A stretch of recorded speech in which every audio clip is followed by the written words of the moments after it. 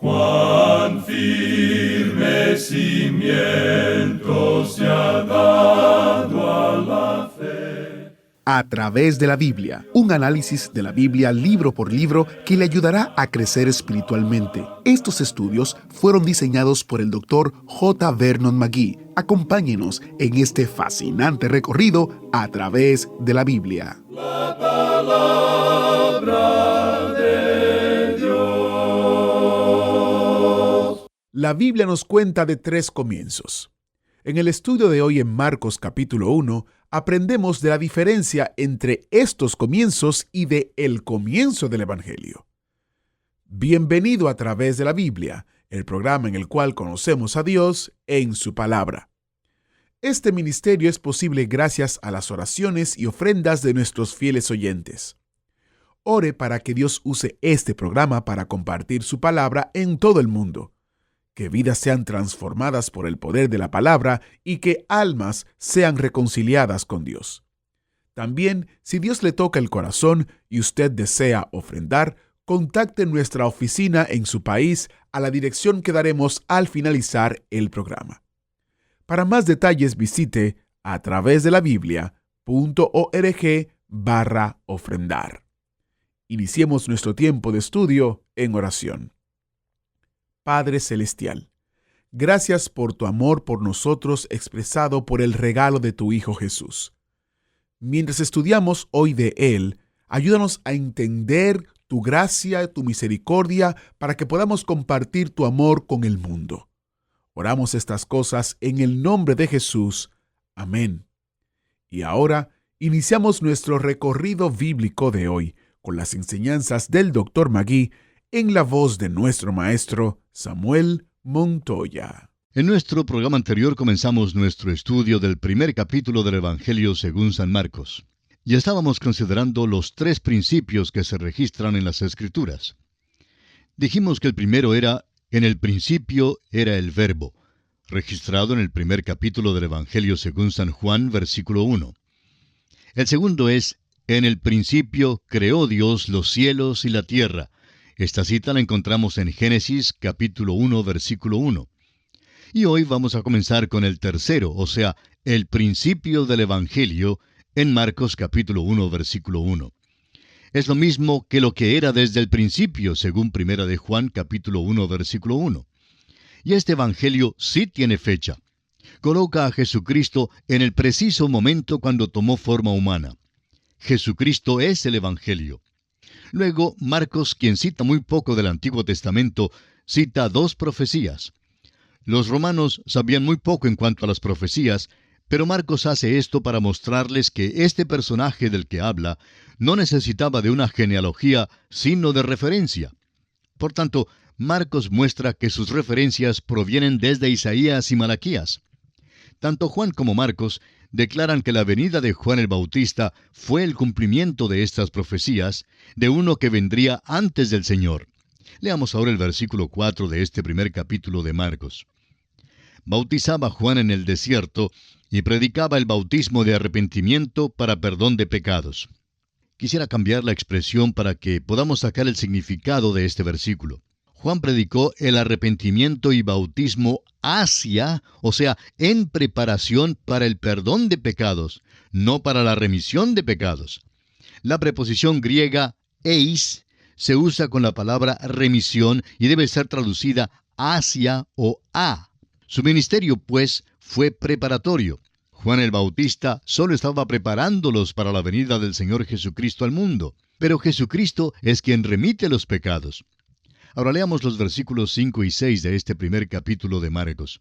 Y salían a él toda la provincia de Judea y todos los de Jerusalén, y eran bautizados por él en el río Jordán, confesando sus pecados.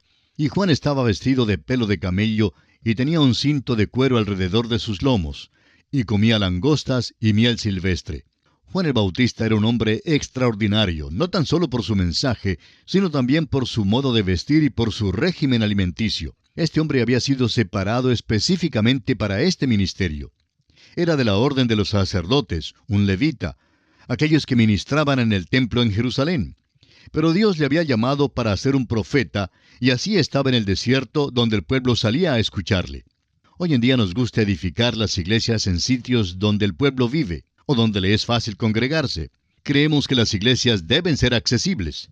Juan nunca puso en práctica tales teorías. Permanecía apartado en el desierto y las multitudes salían a donde él estaba.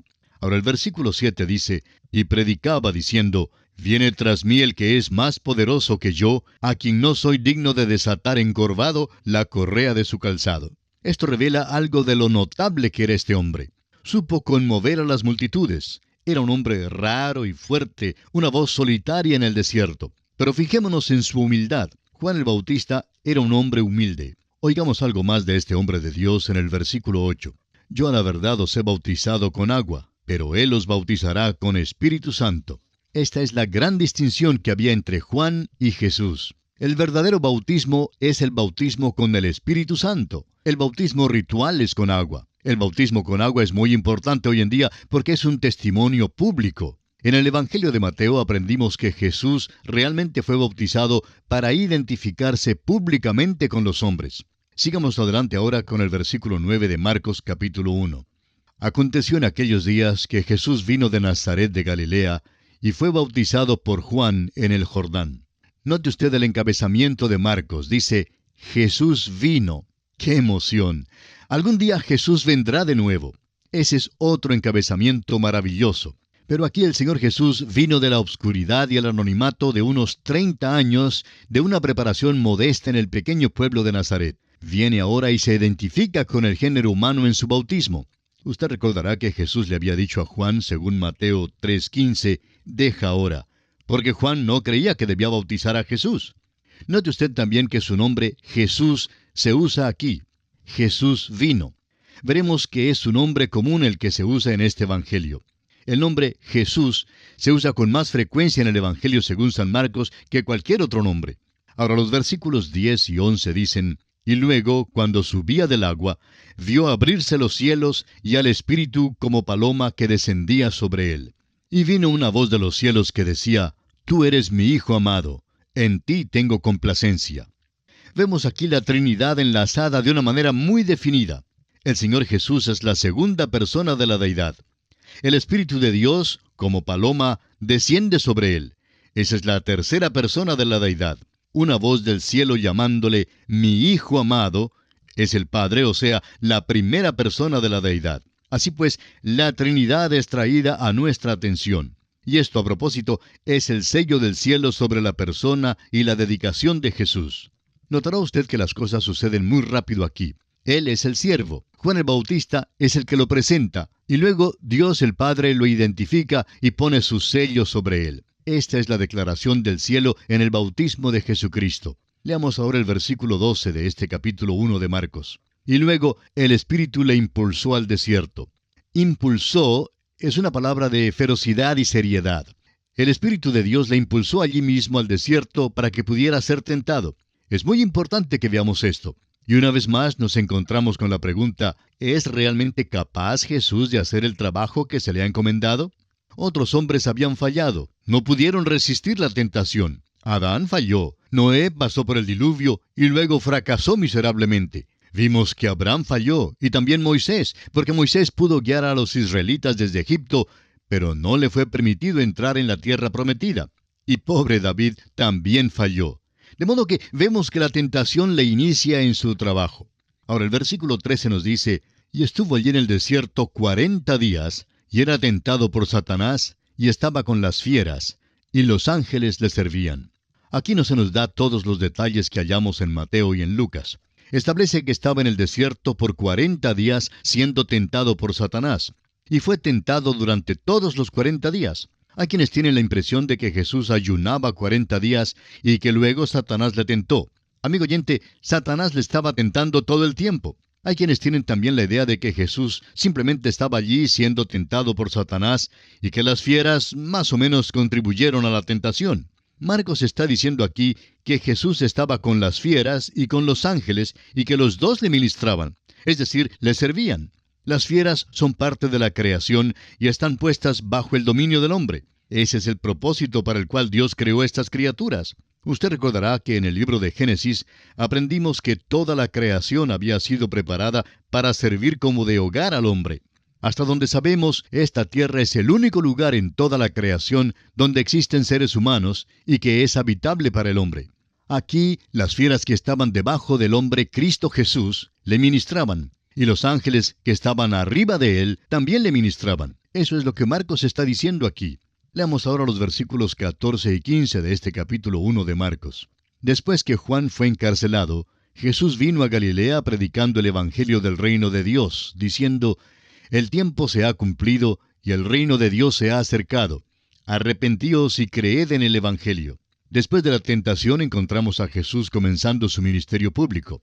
Marcos mostrará que las palabras y las obras de Jesús comprobaban su posición como siervo y su ministerio le llevaría al fin a la cruz.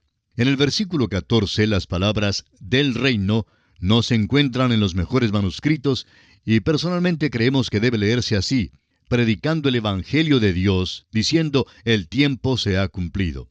El Evangelio de Dios es que el reino de Dios se ha acercado.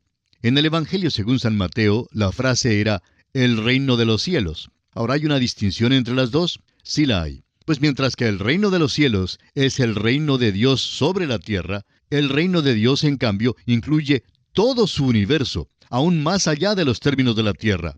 Por tanto, el reino de los cielos forma parte de y está en el reino de Dios. Al hablar del reino de los cielos, Mateo está aplicando el reino de Dios específicamente a la tierra. Marcos se extiende e incluye un área más amplia porque el reino de Dios incluye todo el universo con todas sus criaturas. En cuanto a la tierra, el decir que el reino de los cielos se ha acercado sería sinónimo al reino de Dios. Pero el reino de Dios incluiría las regiones más allá de la tierra, mientras que el reino de los cielos significa la porción del reinado de Dios sobre la tierra. El mensaje de Jesús es el mismo que el mensaje de Juan el Bautista en el Evangelio según Mateo. Arrepentíos porque el reino de los cielos se ha acercado. Creemos que en nuestros tiempos el mensaje realmente se ha volteado al revés. La fe viene antes del arrepentimiento. Cuando usted se vuelve a Jesucristo por la fe, realmente se vuelve a Él de algo. Y aquel volver de algo es el arrepentimiento. Si uno no se ha vuelto de algo, entonces al parecer no se ha vuelto verdaderamente hacia Cristo. Es verdad que si uno se vuelve verdaderamente a Cristo, habrá entonces la manifestación de un cambio en la vida que demuestre que el creyente se está volviendo de algo. Por tanto, no hay ninguna contradicción. Lo importante hoy en día es que los hombres y las mujeres crean al Evangelio. Pero si es verdadera esta fe, incluirá el arrepentimiento. Ahora consideremos otro aspecto y es el llamamiento de Jesús a 4 discípulos. Estamos viendo aquí una acción veloz, pero recuerde que este Evangelio fue escrito para los romanos, quienes eran hombres de acción. Eran hombres poderosos y gobernaban al mundo. Mateo se dirige al hombre religioso, mientras que Marcos se dirige al hombre poderoso. Lucas se dirige al pensador y el Evangelio de Juan está dirigido al hombre que necesita de la salvación. Leamos ahora los versículos 16 al 20 de Marcos capítulo 1. Andando junto al mar de Galilea, vio a Simón y a Andrés su hermano, que echaban la red en el mar, porque eran pescadores. Y les dijo Jesús: Venid en pos de mí, y haré que seáis pescadores de hombres. Y dejando luego sus redes, le siguieron. Pasando de allí un poco más adelante, vio a Jacobo, hijo de Zebedeo, y a Juan su hermano, también ellos en la barca, que remendaban las redes. Y luego los llamó, y dejando a su padre Zebedeo en la barca con los jornaleros, les siguieron. Hubo 3 llamamientos separados y distintos que fueron hechos a los apóstoles. En primer lugar, en el Evangelio según San Juan, capítulo 1, versículos 35 al 51, dice que cuando Jesús iba a Jerusalén, encontró a estos hombres y les hizo un llamamiento general, informal y casual. Ellos querían saber dónde vivía, ya que Juan el Bautista se los había señalado, y sucedió que algunos de los discípulos de Juan le siguieron. Al comienzo no querían quedarse con él, y él tampoco exigió en ese tiempo que se quedaran. Y así regresaron una vez más a su pesca en Galilea. En segundo lugar, encontramos aquí en Marcos que en el principio de su ministerio público, Jesús caminó junto al mar y halló pescando a estos mismos discípulos, a quienes llamó al discipulado total. Su llamado es para ser pescadores de hombres. Sin embargo, encontramos en el Evangelio según San Lucas, capítulo 5, versículos 1 al 11, que de nuevo volvieron a su pesca. El tercer llamamiento y final fue un llamamiento al apostolado. Se registra en Marcos capítulo 3 versículos 13 al 19. También en Mateo 10 y en Lucas capítulo 6. Habían vuelto por segunda vez a su pesca, y así es que Simón Pedro le dice: «Apártate de mí, Señor, porque soy hombre pecador». Lo que realmente dice es: «¿Por qué no llamas a otro? Déjame en paz porque te he faltado mucho. Soy tan pecador». Pero el Señor no le abandonó, y gracias a Dios por eso. Pues el Señor vino la tercera vez y los nombró al apostolado definitivo. Leamos ahora el versículo 21 que dice: «Y entraron en Capernaum, y los días de reposo, entrando en la sinagoga, enseñaba». Usted recordará que cuando los líderes religiosos le preguntaron a Jesús en cuanto a lo que hacía en el sábado, Cristo expresó claramente en Juan 5:17 que «Mi Padre hasta ahora trabaja y yo trabajo». Veremos que Jesús no trabajó solamente un día de unas 8 horas. El Salmo 121, versículo 4 nos dice: «He aquí no se adormecerá ni dormirá el que guarda a Israel». El día de reposo principiaba muy temprano por la mañana, cuando entraba en la sinagoga y enseñaba. Esta sinagoga en Capernaum no era el centro de una religión vital en aquel día. Parece que Jesús partía de Nazaret porque los suyos no le recibieron allí, y así se fue a Capernaum, donde tuvo su centro de operaciones durante todo su ministerio terrenal. Leamos ahora el versículo 22 de Marcos capítulo 1. «Y se admiraban de su doctrina, porque les enseñaba como quien tiene autoridad y no como los escribas». Vemos aquí el efecto de la potencia que tiene la verdad y el comportamiento de este hombre. La crítica que se lanza contra la iglesia hoy en día y contra su ministerio es que no hablamos con autoridad. Y el ministerio de la iglesia no habla con autoridad porque nosotros hemos perdido nuestra fe. Cuando digo nosotros, no quiero decir que yo he perdido mi fe. Quiero decir que, como un grupo, los ministros del Evangelio de hoy en día no hacen el esfuerzo por predicar y enseñar la palabra de Dios. Hay una desviación de la verdad y una bifurcación grande entre el púlpito y la palabra de Dios. Hablamos hoy en cuanto a la brecha entre las generaciones. Amigo oyente, hoy tenemos una brecha en cuanto a lo que se predica y lo que realmente dice la Biblia. En el tiempo de nuestro Señor hubo también una brecha. La sinagoga no ofrecía nada que fuese de vital importancia en aquel día, y como resultado, cuando vino nuestro Señor, se admiraron de su doctrina. Leamos ahora los versículos 23 y 24.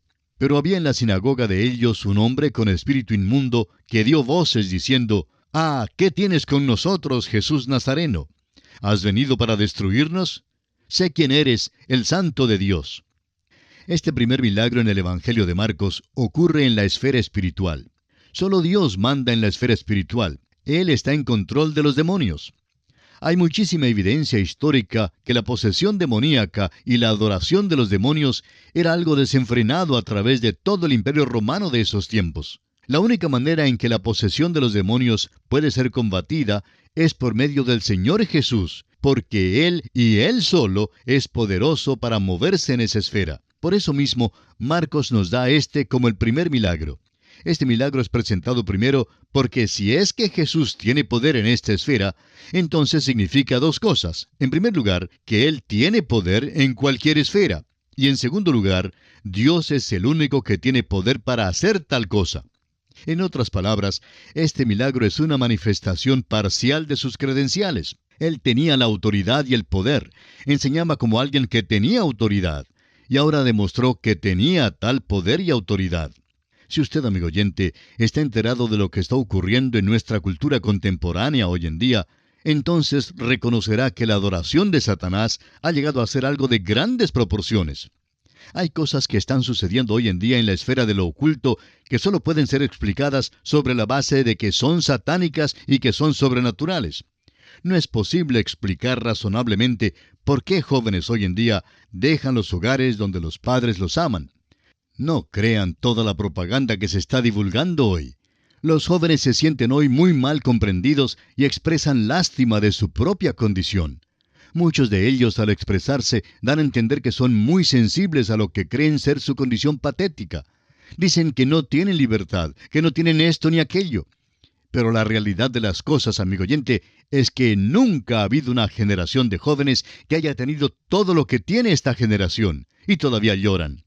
Ahora, cuando yo era niño, mis padres no me permitían lloriquear y reclamar. Se presumía que cada uno tenía su trabajo y que cada uno cumpliría con su trabajo, le gustara o no le gustara a uno. El trabajo todavía tenía que hacerse. Pero esta generación de jóvenes está empantanada en una falsa autocompasión. Tienen de todo y lo han probado todo, aún las drogas. La adoración de Satanás ha llegado a ser algo muy practicado en nuestros días y es mucho lo que está sucediendo en la esfera del oculto. Es increíble que un grupo de jóvenes provenientes de buenos hogares se junte con una banda de extraviados mentales para luego salir a matar. Parece algo increíble, pero está sucediendo, amigo oyente, y es satánico. Y si sigue así, bueno, creemos que entre nosotros se verán más y más casos de verdadera posesión de demonios. Amigo oyente cristiano, hay una sola manera de tratar esto, y es por medio del nombre del Señor Jesucristo. Solo Él puede controlar a los demonios. Ese es el primer milagro que se nos da aquí en Marcos. Leamos una vez más los versículos 23 y 24 y prosigamos hasta el 27 de este capítulo 1 de Marcos. Pero había en la sinagoga de ellos un hombre con espíritu inmundo que dio voces diciendo: «Ah, ¿qué tienes con nosotros, Jesús Nazareno? ¿Has venido para destruirnos? Sé quién eres, el Santo de Dios». Pero Jesús le reprendió diciendo: «Cállate y sal de él». Y el espíritu inmundo, sacudiéndole con violencia y clamando a gran voz, salió de él. Y todos se asombraron de tal manera que discutían entre sí diciendo: «¿Qué es esto? ¿Qué nueva doctrina es esta que con autoridad manda aún a los espíritus inmundos y le obedecen?» Note usted, amigo oyente, que Jesús está demostrando su poder y su autoridad mediante sus enseñanzas y sus milagros, y ellos no le pueden comprender. Jesús tiene autoridad, la que a ellos les es imposible comprender. Ahora el versículo 28 dice: «Y muy pronto se difundió su fama por toda la provincia alrededor de Galilea». Marco nos lleva al próximo incidente, y este evidentemente tuvo lugar el mismo día, pero en las horas de la tarde. Leamos los versículos 29 al 31 de Marcos capítulo 1. Al salir de la sinagoga, vinieron a casa de Simón y Andrés, con Jacobo y Juan, y la suegra de Simón estaba acostada con fiebre, y enseguida le hablaron de ella. Entonces él se acercó, y la tomó de la mano y la levantó, e inmediatamente le dejó la fiebre, y ella le servía. Tenemos aquí otro milagro que Jesús hizo aquel mismo día. Luego le seguimos al anochecer de ese mismo día, y los versículos 32 al 34 de Marcos 1 nos dicen: «Cuando llegó la noche, luego que el sol se puso, le trajeron todos los que tenían enfermedades y a los endemoniados, y toda la ciudad se agolpó a la puerta. Y sanó a muchos que estaban enfermos de diversas enfermedades, y echó fuera muchos demonios, y no dejaba hablar a los demonios porque le conocían». Ahora Marcos hace precisamente la misma cosa que Mateo hizo. Destaca el hecho de que nos está informando de muy pocos casos entre todas las sanidades de Jesús. Jesús literalmente sanó a centenares y a miles de personas, pero solo unos pocos casos aislados fueron registrados aquí para nuestra información. Y aquí nos detenemos por esta oportunidad, pero Dios mediante, retornaremos a usted en nuestro próximo programa. Será pues, hasta entonces, que el Señor le bendiga, es nuestra ferviente oración. ¿Fue de ayuda para usted el estudio de hoy? ¿Desea enviarnos algún comentario de lo que ha estado escuchando? Entonces escríbanos, no espere más. Nuestro correo electrónico es atv@transmundial.org. atv@transmundial.org. Si desea recibir las notas y bosquejos de lo que estamos estudiando, suscríbase gratis en nuestra página en internet, a través de la Biblia.org/notas, a través de la Biblia.org/notas.